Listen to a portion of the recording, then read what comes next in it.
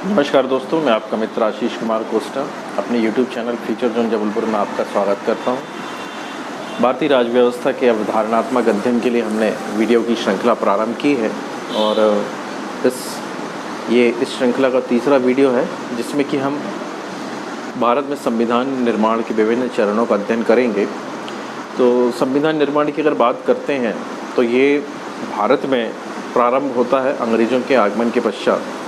और अंग्रेज़ों का जो आगमन हुआ है ये 16वीं शताब्दी के प्रारंभ में या 15वीं शताब्दी के अंत के समय में की एक महत्वपूर्ण घटना है, जिसमें कि जलमार्गों के द्वारा व्यापार में उन्नति के लिए समस्त यूरोपीय शक्तियाँ प्रयासरत थीं और उसमें सबसे प्रमुख शक्ति पुर्तगाली थे। और पुर्तगालियों के पश्चात डचों ने इस क्षेत्र में महत्वपूर्ण प्रगति कर ली थी। तो अपने व्यापारिक अस्तित्व को और अपनी यूरोप में अपनी प्रधानता या वर्चस्व को बनाए रखने के लिए इंग्लैंड के शासकों के सामने भी एक विकल्प था कि वो जलमार्गों के द्वारा, जलयानों के द्वारा नए नए जलमार्गों की खोज करें और अन्य दूसरे महाद्वीपों के व्यापार में अपना लाभ प्राप्त करें। तो इस दिशा में सबसे महत्वपूर्ण प्रयास हेनरी सप्तम और हेनरी अष्टम ने किया था और उन्होंने अपने यहाँ व्यापारियों को प्रोत्साहित किया कि वो दूसरे महाद्वीपों में जाकर दूसरे देशों की खोज करें और साथ में ही व्यापारिक मार्गों की खोज करें और व्यापार के नए आयाम स्थापित करें। तो सबसे पहले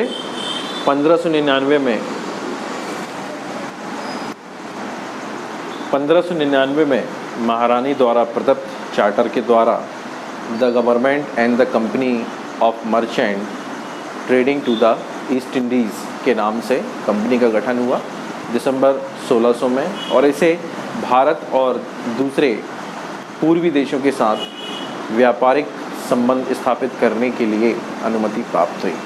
इनका प्रारंभिक लक्ष्य मसाला के व्यापार पर केंद्रित था और सस्ते से सस्ते दाम में मसाला खरीदकर उसे यूरोप के देशों में लाभ लेकर बेचना इनका प्रमुख उद्देश्य था। शेयर होल्डर्स के द्वारा स्थापित इस कंपनी में संचालन के लिए एक कोर्ट ऑफ डायरेक्टर का गठन किया गया था, जिसमें कि 24 सदस्य होते थे और शेयर होल्डर के द्वारा ये निर्वाचित किए जाते थे। तो कंपनी संबंधी जो भी सारे निर्णय हैं वो कोर्ट ऑफ डायरेक्टर के द्वारा ही लिए जाते थे और ये निर्णय हमें चार्टर या अधिनियमों के रूप में प्राप्त होते हैं, जो कि हमारे भारतीय संविधान के निर्माण की प्रक्रिया का एक महत्वपूर्ण चरण है। कालांतर में भारत में कंपनी के अधिकार क्षेत्रों में वृद्धि होती गई। पहले व्यापारिक केंद्र, फिर फैक्ट्रीज़ और फिर रेसिडेंसी कंपनी ने अपनी निर्मित की हैं, जिसमें सबसे प्रमुख बंगाल, मद्रास और मुंबई रेसिडेंसियाँ थीं। और कालांतर में इन रेसिडेंसियों को उन्होंने व्यापारिक केंद्रों से रहवासी बस्तियों में परिवर्तित किया। इन बस्तियों में रहने वाले अंग्रेज और भारतीयों के ऊपर उन्होंने अपने कानून लागू किए और धीरे धीरे जो उनके व्यापारिक प्रतिनिधि होते थे वो गवर्नर और गवर्नर जनरल में परिवर्तित हो गए। तो समय समय पे जैसे जैसे रिस्पॉन्सिबिलिटीज़ बदली हैं, भूमिकाएं परिवर्तित हुई हैं, उन्होंने अपने अधिकारियों और कर्मचारियों के लिए नए कानून बनाए हैं और यही कानून जो हैं वो कालांतर में भारतीय संविधान के निर्माण के महत्वपूर्ण स्रोत साबित हुए हैं। तो इस श्रृंखला में हम आपको सारे जो चार्टर्स और जो अधिनियम पारित हुए हैं उसके बारे में डिटेल्स में बताएंगे। इसमें सबसे प्रथम है रेगुलेटिंग एक्ट।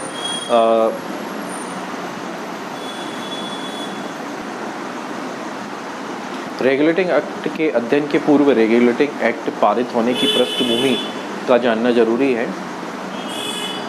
भारत में व्यापारिक कंपनी बनकर आई ईस्ट इंडियन कंपनी की प्रारंभिक प्रतिद्वंद्विता दूसरी यूरोपीय शक्तियों के साथ थी, लेकिन जैसे जैसे यहाँ की राजनीतिक स्थितियों को उनने समझा तो भारतीय राज्यों के आपसी विवादों के मध्य उन्होंने हस्तक्षेप करना प्रारंभ किया, जो कि उनके व्यापारिक हितों के लिए बहुत महत्वपूर्ण था। और इसमें सर्वप्रथम उन्हें बड़ी सफलता प्लासी और बक्सर के युद्धों के रूप में मिली, जो कि 1757 और 1764 थे। बक्सर के युद्ध के पश्चात 1765 में उन्हें बंगाल, बिहार और उड़ीसा की दीवानी प्राप्त हुई। तो ये कंपनी के इतिहास में सबसे महत्वपूर्ण घटना थी, क्योंकि अब वो केवल व्यापारी बनकर नहीं रह गए थे, बल्कि उनके हाथ में प्रशासन आ गया था। तो प्रशासन संबंधी दायित्व बढ़ने के साथ साथ जो अधिकारी थे उनके लिए नियमावली बनना भी आवश्यक थी, और यही घटनाएं रेगुलेटिंग एक्ट के निर्माण की वास्तविक पृष्ठभूमि थी। बंगाल, बिहार एवं उड़ीसा की दीवानी प्राप्त होने के पश्चात ब्रिटिश संसद में लोगों का ध्यान ईस्ट इंडिया कंपनी के व्यापारिक क्रियाकलापों की ओर गया। इसके साथ ही जिस तरह से व्यापार में बहुत अधिक मुनाफा प्राप्त हो रहा था, तो कंपनी के अधिकारियों की जांच होना आवश्यक था। इसके लिए तत्कालीन लॉर्ड नाथ की सरकार ने एक प्रवर समिति का गठन किया, जिसने कि कंपनी संबंधी मामलों की जांच की और ये निष्कर्ष निकाला कि एक नियामक अधिनियम या रेगुलेटिंग एक्ट होना चाहिए जो कि कंपनी के अधिकारियों के कार्यों पर नियंत्रण करे। तो ये पृष्ठभूमि थी 1773 के रेगुलेटिंग एक्ट की।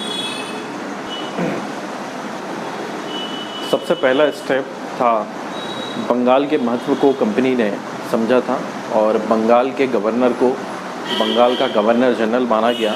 साथ ही मद्रास एवं बम्बई रेसिडेंसियों का प्रशासन, निर्देशन एवं निरीक्षण, ये सारे कार्य बंगाल के गवर्नर के अधीन कर दिए गए और बंगाल का गवर्नर जनरल कहलाया। तो बंगाल का प्रथम गवर्नर जनरल वारेन हेस्टिंग था। गवर्नर जनरल के कार्यों में वृद्धि होने के साथ ही उसकी सहायता के लिए कार्यकारी परिषद का गठन किया गया।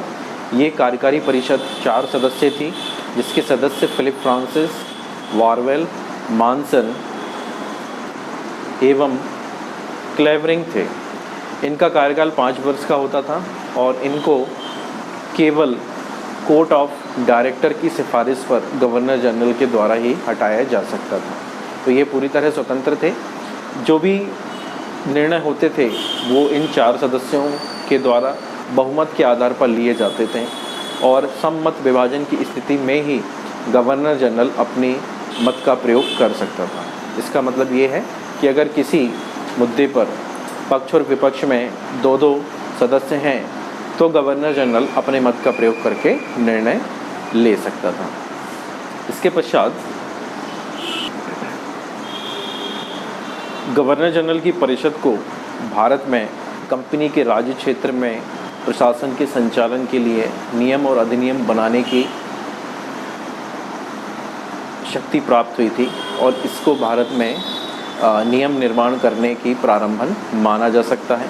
इसके साथ में ही 1773 के रेगुलेटिंग एक्ट के प्रावधान के अनुसार भारत में सर्वोच्च न्यायालय की स्थापना कोलकाता सर्वोच्च न्यायालय 1774 के रूप में हुई और इसमें जो प्रथम न्यायाधीश थे वो सर एलिजा इम्पे थे और ये न्यायालय, इसका कार्य क्षेत्र ब्रिटिश रेसिडेंसियों तक सीमित था। लेकिन अगर ब्रिटिश रेसिडेंसी क्षेत्र के बाहर अगर कोई भारतीय इसमें अगर अपना न्याय संबंधी न्याय कराना चाहता था तो वो आवेदन दे सकता था। सर एलिजा इम्पे की सहायता के लिए 3 न्यायाधीश चैम्स्टर, इमर्सन, चैम्बर्स, लिमेस्टर एवं हाइट थे।